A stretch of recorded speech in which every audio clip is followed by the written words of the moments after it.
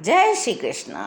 मैं संध्या शर्मा आप सभी हरि भक्तों का स्वागत करती हूँ। मुकुंद एक दिन एक पुस्तक पढ़ रहे थे। उस पुस्तक से वो एकदम से घबरा गए और उन्हें लगा कि ईश्वर में श्रद्धा कोई भी चमत्कार कर सकती है।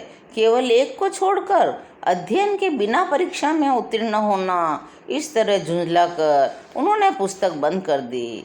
रात भर पढ़ाई में उसे विश्वास है। महीने बीतते गए पर मुकुंद क्लासरूम में कम और कलकत्ता के स्नान घाटों के पास सुनसान जगहों पर अधिक घूमते थे। उन घाटों के पास स्थित जो शमशान थे, जो योगी को आकर्षित करते हैं, जिसे अमर तत्व की खोज करनी है, उसे नरक पालों को देखकर विचलित नहीं होना चाहिए। मुकुंद कहते हैं, मेरा रात्रि जागरण विद्यार्थियों के रात्रि जागरण से भिन्न था। वार्षिक परीक्षा का सप्ताह तेजी से निकट आ रहा था। अब मेरे मन में एक दहशत उत्पन्न हो गई थी, लेकिन फिर भी मैं शांत रहता था। भूत पिशाचों के क्षेत्र में जाकर मैं एक ऐसे ज्ञान को खोद कर निकाल रहा था जो कक्षाओं में कभी नहीं मिल सकता था। मुझे ये विश्वास था प्रभु मेरी दुविधा समझकर मुझे उबार लेंगे। एक दिन अपराह्न में दोपहर में मेरी कक्षा के एक सहपाठी नंतू से अचानक मेरी भेंट हुई। नंतू ने कहा, वार्षिक परीक्षा के लिए तुम बिल्कुल तैयार नहीं हो मुकुंद, मुझे ही तुम्हारी सहायता करनी होगी। नंतू के सहज सरल शब्द देवी आश्वासन बनकर मेरे कानों में उतरे। तत्परता के साथ मैं उसके घर गया। परीक्षा में जिन प्रश्नों के पूछे जाने की संभावना उसे प्रतीत हो रही थी, उनके उत्तर उसने मुझे समझा दिए। मुझे नंतू ने परीक्षा के लिए तैयार कर दिया था, लेकिन संस्कृत को तो मैं भूल ही गया था। भगवान ने इस भूल की याद दिला दी। दूसरे दिन प्रातःकाल मैं सैर कर रहा था। सड़क पर बिखरे हुए कुछ कागजों पर मेरी नज़र पड़ी। मैंने उन कागजों को उठा लिया। वे संस्कृत के श्लोक थे। मैंने एक पंडित को पकड़ा। उनकी मधुर वाणी ने वातावरण को उस प्राचीन भाषा के सौंदर्य से भर दिया। उन श्लोकों का अर्थ जानने के कारण दूसरे दिन मैं संस्कृत की परीक्षा में पास हो गया। नंतू ने जो सहायता की थी, उसके कारण अन्य विषयों में भी मुझे पास होने लायक नंबर मिल ही गए थे। पिताजी खुश हुए। मैंने हाई स्कूल की पढ़ाई पूरी करने का अपना वचन निभाया था। मेरी कृतज्ञता ईश्वर के चरणों में समर्पित हुई। मैं खुले रूप से अब घर छोड़ने की योजना बनाने लगा। मैंने अपने एक मित्र जितेंद्र मजूमदार से कहा कि वाराणसी के एक आश्रम में आध्यात्मिक शिक्षा ग्रहण करने क्या मेरे साथ चलोगे? अपने परिवार से वियोग की कल्पना एक दिन गहरा विषाद बनकर मुझ पर छा गई। मैं शीघ्रतापूर्वक अपने एकांत स्थान, अपनी छोटी सी अटारी में जा पहुंचा। 2 घंटे तक मैं रोता रहा। उसके बाद मैंने अपने में एक परिवर्तन अनुभव किया। एकदम से मेरा अंतर धुलकर जैसे साफ हो गया था। मैं पिताजी के समक्ष उनका आशीर्वाद लेने के लिए खड़ा था। पूज्य पिताजी, मैं आपके प्रति अपने प्रेम को किन शब्दों में व्यक्त करूं, परंतु उस परम पिता के लिए मेरा प्रेम उससे भी बढ़कर है, जिसने मुझे आप जैसा आदर्श पिता प्रदान किया। पिताजी, मुझे जाने दीजिए, मैं अधिक दिव्य ज्ञान के साथ आपके पास लौट सकूं। पिताजी की स्वीकृति मिल गई। मैं वाराणसी के आश्रम में स्वामी दयानंद जी के यहाँ गया। मेरे इस नए घर में भी एक अटारी थी। मैं सुबह और शाम यहीं समय व्यतीत करने लगा। आश्रम वासियों को ध्यान का अभ्यास थोड़ा कम था। उनका यह विचार था कि मैं नया आया हूँ और मुझे अपना सारा समय आश्रम के कार्यों में लगाना चाहिए। मैं दोपहर में जो भी काम करता था, उसके लिए वे मेरी सराहना करते थे। एक आश्रमवासी ने एक दिन मेरा उपहास किया। कहने लगा, ईश्वर को इतनी जल्दी पकड़ने का प्रयास मत करो। मैं गुरुदेव के पास गया। स्वामी जी, मुझसे क्या अपेक्षा की जाती है? मुझे ईश्वर की प्रत्यक्ष अनुभूति की जिज्ञासा है। ईश्वर के अतिरिक्त मैं किसी चीज़ से संतुष्ट नहीं हो सकता, न अच्छे कार्यों से, न सिद्धांत से, न उन्हें करने से। गेरुआ वस्त्रधारी स्वामी दयानंद जी ने स्नेहपूर्वक मेरा कंधा थपथपाया।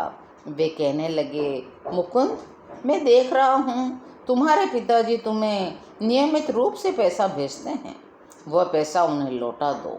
यहाँ तुम्हें किसी पैसे की आवश्यकता नहीं। यही तुम्हारे नियम पालन में दूसरी बात भोजन से संबंधित है। तुम कितने ही भूखे क्यों न हो, उसके विषय में कभी किसी से मत कहो। मैं इतना तो जानता ही था कि मुझे भूख लगी थी और आश्रम में दिन के प्रथम भोजन का नियत समय 12 बजे का था। अपने घर में मैं 9 बजे ही भरपेट नाश्ता करने का आदी था। अब मैं अपनी भूख को नियंत्रित करने की चेष्टा करने लगा। एक दिन मैंने 24 घंटे का उपवास पूरा किया। दुगने चाव और उत्कंठा के साथ मैं दूसरे दिन दोपहर की प्रतीक्षा करने लगा, जब 12 बजे हमें भोजन मिलने वाला था। स्वामी दयानंद जी कहीं बाहर गए हुए थे। उनकी ट्रेन विलंब से चल रही थी। आश्रम में सूचना आई, उनके आने तक भोजन नहीं होगा। 2 सप्ताहों तक बाहर रहे स्वामी जी के सम्मान में अनेक स्वादिष्ट व्यंजन बनाकर रखे हुए थे। उनकी भूख बढ़ाने वाली सुगंध से वातावरण भर गया था।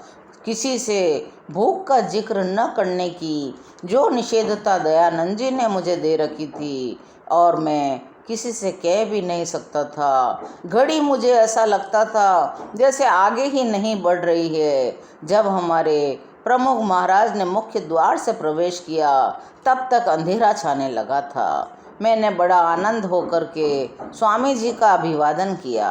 तब फिर आश्रम में सूचना आई, दयानंद जी गुरु स्वामी जी अब स्नान करेंगे, तत्पश्चात ध्यान करेंगे और तब जाकर भोजन परोसा जाएगा। मैं लगभग गिरने जैसा हो गया। दुर्भिक्ष पीड़ितों के चित्र प्रेत आत्माओं की तरह मेरे सामने से गुजरने लगे। दुर्भिक्ष से वाराणसी में अगली मृत्यु अब किसी भी क्षण इसी आश्रम में होने वाली है, मैं ऐसा सोच रहा था। संभावित मृत्यु 9 बजे तक टल गई। खाने का बुलावा आया। उस रात का भोजन मेरी स्मृति में जीवन में सबसे सार्थक अवसरों में से एक था। भोजन में तल्लीनता इतनी हो गई थी कि मैं दयानंद जी को देख ही नहीं पा रहा था कि वे तो खाना खाने में उनका मन ही नहीं था। स्वामी जी, क्या आपको भूख नहीं लगी थी? जब मैं कमरे में उनसे मिलने गया तो उनसे पूछ बैठा, तो वे कहने लगे, भूख तो अवश्य लगी थी मुकुंद। पिछले 4 दिन से मैंने कुछ भी खाया पिया नहीं था। मैं ट्रेन में कभी कुछ नहीं खाता, क्योंकि वहाँ का वातावरण संसारी लोगों के विविध प्रकार के स्पंदनों से भरा रहता है। मेरे संप्रदाय के सन्यासियों के लिए निर्धारित सारे शास्त्रीय नियमों का मैं कड़ाई से पालन करता हूँ। आश्रम की कुछ समस्याएं मेरे मन पर छाई हुई थी, इसलिए आज रात भोजन में मेरा मन नहीं था। अरे जल्दी भी क्या है, कल मैं ठीक से भोजन करने का ध्यान रखूँगा। मुकुंद कहने लगे। लज्जा के मारे मेरा दम घुटने लगा, परंतु कल की यातना को भुला भी तो नहीं सकता था। मैंने कहने का साहस किया, स्वामी जी, कल्पना कीजिए मैं कभी खाना न मांगूं और कोई अपने आप भी मुझे खाना न दे, तब तो मैं भूख से मर ही जाऊंगा। तब मरो। इस भयंकर उपदेश ने जैसे वातावरण में विस्फोट कर दिया। यदि मरना ही पड़ा तो मर जाओ। मुकुंद, कभी भी यह मत मानो कि तुम भगवान की शक्ति से नहीं, अन्य की शक्ति से जीवित रहते हो। जिसने भूख दी है वह भगवान अपने भक्तों का भरण पोषण अवश्य करेगा। कभी यह कल्पना भी मत करना कि तुम चावल से जीवित हो या रुपया पैसा या लोग तुम्हारा पालन पोषण करते हैं। आज की कथा यहीं विश्राम लेती है। जय श्री कृष्ण।